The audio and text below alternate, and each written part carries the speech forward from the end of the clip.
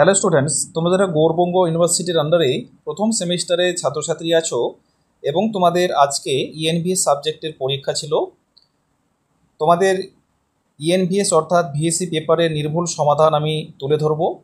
তোমরা প্রত্যেকে ভিডিওটি দেখবে আর তোমাদের কার কতগুলো প্রশ্ন সঠিক হচ্ছে তোমরা অবশ্যই কিন্তু তোমরা মিলিয়ে নেবে। আর তোমাদের প্রথম যেটা আমার তোমাদের কাছে ইনফরমেশন সেটা হলো, তোমরা অনেকেই আমার কাছে জানতে চেয়েছিলে স্যার ইএনভিএসে কত পেলে পাস, সেটাও তোমাদের বলে দিচ্ছি। তোমরা প্রথম থেকে ভিডিওটা দেখো। তোমাদের ইএনভিএস বলো বা হচ্ছে এসি পেপার যেটা তোমাদের আছে, এসি পেপারে তোমাদের এই পেপারগুলোতে তোমাদের 25-এর মধ্যে মিনিমাম 8 বা 10 পেলেই তোমরা কিন্তু পাস করতে পারবে। ঠিক আছে, 8 না হলে 10 পেলেই কিন্তু তোমরা পাস করতে পারবে। তো দেখো, তোমাদের ভিএসসি পেপারের যে ভ্যালিডেশন কোর্সের প্রশ্নগুলো, প্রথম প্রশ্ন 25 মার্কের পরীক্ষা ছিল, তোমাদের সময় ছিল 1 ঘন্টা। প্রতিটি প্রশ্নের মান হচ্ছে 1 নম্বর করে। প্রথম 1 নম্বর প্রশ্ন তোমরা সবাই মিলাবে। দেখো, পরিবেশ অধ্যয়নের প্রধান গুরুত্ব কী? আমি ইংলিশ ভার্সনটা পড়ছি না, শুধু বাংলা ভার্সনে পড়ছি। এটার অপশান সঠিক আনসার হবে বি, অর্থাৎ পরিবেশগত সমস্যার সচেতনতা এবং সমাধান প্রদান করা। নেক্সট প্রশ্ন তোমরা পারলে স্ক্রিনশট করে রাখবে। দেখো, 2 নম্বর প্রশ্ন ছিল, নিম্নলিখিত কোনটি পরিবেশের একটি জৈবিক উপাদান? এটা তোমাদের ফার্স্ট হাফের ছিল, তোমাদের যে ফার্স্ট হাফ যে পরীক্ষাটা ছিল সেটার কিন্তু এটা প্রশ্নপত্র, এটা কিন্তু সেকেন্ড হাফের প্রশ্ন নয়। সেটা আমি পরে সেকেন্ড হাফটা দেওয়ার চেষ্টা করব। এটার অ্যান্সার হবে, নিম্নলিখিত কোনটি পরিবেশের একটি জৈবিক উপাদান? এটা হবে সি, অর্থাৎ উদ্ভিদ হচ্ছে পরিবেশের একটি জৈবিক উপাদান। আশা করি এই যে তোমরা প্রশ্নগুলো দেখতে পাচ্ছ যেগুলো তোমাদের পরীক্ষায় এসছে, আমি যে তোমাদের লাস্ট কালকে যে সাজেশনটা দিয়েছিলাম সেখান থেকে কিন্তু অনেকটাই প্রশ্ন কিন্তু এসেছে। আমি দেখলাম যে ওই প্রশ্নগুলোই কিন্তু এখানে ম্যাক্সিমাম কিন্তু ছিল। আর তোমাদের পিডিএফটাও কিন্তু আমার ডিসক্রিপশনে দেওয়াই ছিল। 3 নম্বর প্রশ্ন, নবীকরণযোগ্য শক্তি সম্পদ ব্যবহারের একটি প্রধান সুবিধা কী? 3-এর সঠিক অ্যান্সার হবে বি নাম্বার, এগুলো পরিবেশ বাস্তব এবং টেকসই। 4 নম্বর, যে প্রক্রিয়ায় মানুষের প্রয়োজনে বন কাটা হয় তাকে কি বলা হয়? 4-এরটা তোমরা মিলিয়ে নাও, 4-এর বি, অর্থাৎ ডিফরেস্টেশন, বন উজাড়। এটা তোমাদের কিন্তু সাজেশনের মধ্যে কিন্তু এই প্রশ্নটা ছিল। ঠিক আছে, তোমাদের অনেকটাই প্রশ্ন কিন্তু মিলে যাবে কালকের সাজেশন থেকে। তারপরে প্রশ্ন 5 নম্বর, খনিজ সম্পদ আহরণের একটি প্রধান পরিবেশগত প্রভাব কী? 5-এর সঠিক অ্যান্সার হবে সি নাম্বার, এটা হচ্ছে বাসস্থান ধ্বংস। ঠিক আছে, তারপর নেক্সট প্রশ্নতে চলে যাব। 6 নম্বর প্রশ্ন। 6 নম্বর প্রশ্ন হচ্ছে কি, নিচের কোনটি বন সম্পদ সংরক্ষণের একটি পদ্ধতি? তোমরা মিলিয়ে নাও, তোমাদের 6-এর যে প্রশ্নটা, 6 দাগের প্রশ্নটা হবে সি নাম্বার, এটা হচ্ছে পুনঃবনায়ন। নেক্সট প্রশ্ন 7 নাম্বার, বায়ুমণ্ডল, মাটি এবং জীবের মধ্যে নাইট্রোজেনের চলাচলকে বলা হয়। 7-এর সঠিক অ্যান্সার হবে সি নাম্বার, নাইট্রোজেন চক্র বলা হয়। তারপর প্রশ্ন 8 নাম্বার, জীব বৈচিত্র্য বলতে কি বোঝায়? 8-এর সঠিক অ্যান্সার হবে 8-এর সি, জিন, প্রজাতি, ইকোসিস্টেমের বৈচিত্র্যকে বোঝায়। তারপর নেক্সট 9 নাম্বার প্রশ্নতে চলে যাব। সঠিক প্রশ্ন হবে, তোমরা দেখে নাও, সবুজ বিপ্লব যার সঙ্গে সম্পর্কিত? এটা তোমরা অনেকেই পেরেছো আশা করি, এটা হবে বি। ঠিক আছে, বি নাম্বার সঠিক অ্যান্সার। নিচের কোনটি পচনশীল? 10 নম্বরের প্রশ্ন দেখো, 10-এর সঠিক অ্যান্সার হবে 10-এর সি। কি বললাম? 10-এর সি, এটা হচ্ছে ভেজিটেবল পিল, অর্থাৎ সবজির খোসা। নেক্সট প্রশ্নটা চলে যাব 11 নম্বর।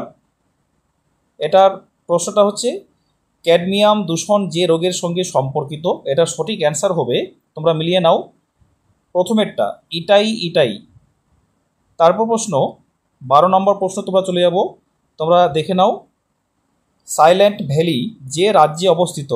এটা কিন্তু ইজি প্রশ্ন, এটা ছিল কেরালা, এটা সঠিক অ্যান্সার হবে কেরালা, ডি নাম্বারটা হচ্ছে সঠিক অ্যান্সার। ঠিক আছে, নেক্সট 13 নম্বর প্রশ্ন, ওয়ার্ল্ড এনভায়রনমেন্টাল ডেজ অর্থাৎ বিশ্ব পরিবেশ দিবস হলো কতই জুনে পালিত হয়? এটা 5ই জুন, সঠিক অ্যান্সার হবে বি নাম্বার 5ই জুনে।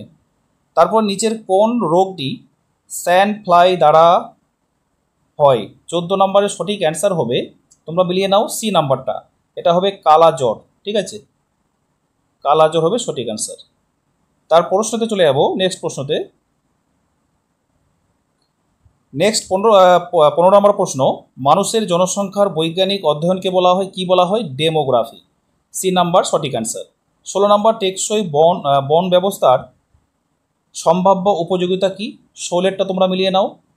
অপশান সি, সঠিক অ্যান্সার হবে অপশান সি, অর্থাৎ উন্নত বাস্তুতন্ত্র পরিষেবা। নেক্সট 17 নম্বর, নিচের কোনটি ওজোন স্তর ক্ষয়ের প্রাথমিক কারণ? 17 নম্বরটা মিলিয়ে নাও তোমরা, প্রথমের একটা হবে। ঠিক আছে, 17-এর এ, অর্থাৎ সিএফসি, এটা তোমাদের কালকের সাজেশনের মধ্যে ছিল। ঠিক আছে, প্রথম এটা হবে ক্লোরোকার্বন। ঠিক আছে, এটা হবে সঠিক অ্যান্সার। তারপর প্রশ্নতে চলে যাব 18 নম্বর, জনসংখ্যা বৃদ্ধি মানুষের কল্যাণকে কিভাবে প্রভাবিত করে? সঠিক অ্যান্সার হবে 18-র ডি, সম্পদের জন্য প্রতিযোগিতা বাড়ায়। নেক্সট 19 নম্বর, বায়ু দূষণের প্রাথমিক কারণ, এটা সব থেকে ইজি প্রশ্ন। 19 নাম্বারটা তোমরা মিলিয়ে নাও, 19-এর বি হবে। ঠিক আছে, জীবাশ্ম জ্বালানি পোড়ানো। নেক্সট 19 নাম্বার প্রশ্ন এটা হয়ে গেল। 20 নম্বর প্রশ্নতে চলে যাব, এটার শব্দ দূষণের কারণে যা হতে পারে, কি হতে পারে? শ্রবণ শক্তি হারানো, হিয়ারিং লস। তারপর প্রশ্নতে চলে যাব 21 নাম্বার, সমুদ্র দূষণ মূলত যার কারণে ঘটে? এটার সঠিক অ্যান্সার হবে প্লাস্টিক বর্জ্য সমুদ্রে ফেলা।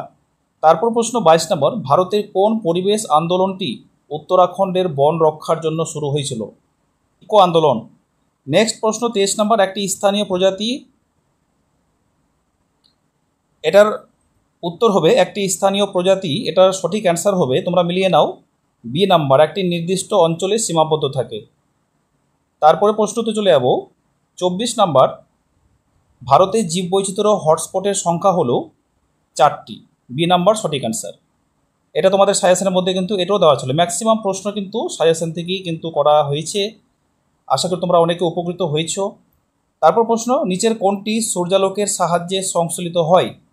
ভ্যারি ইজি প্রশ্ন, খুবই সহজ, ভিটামিন কে। তো এই ছিল তোমাদের আজকের তোমাদের নির্ভুল প্রশ্নের সমাধান। আশা করি তোমাদের পরীক্ষা সকলের ভালো হয়েছে, বা তোমাদের কতটা ভালো হয়েছে তোমরা অবশ্যই আমাকে ফিডব্যাক দিবে।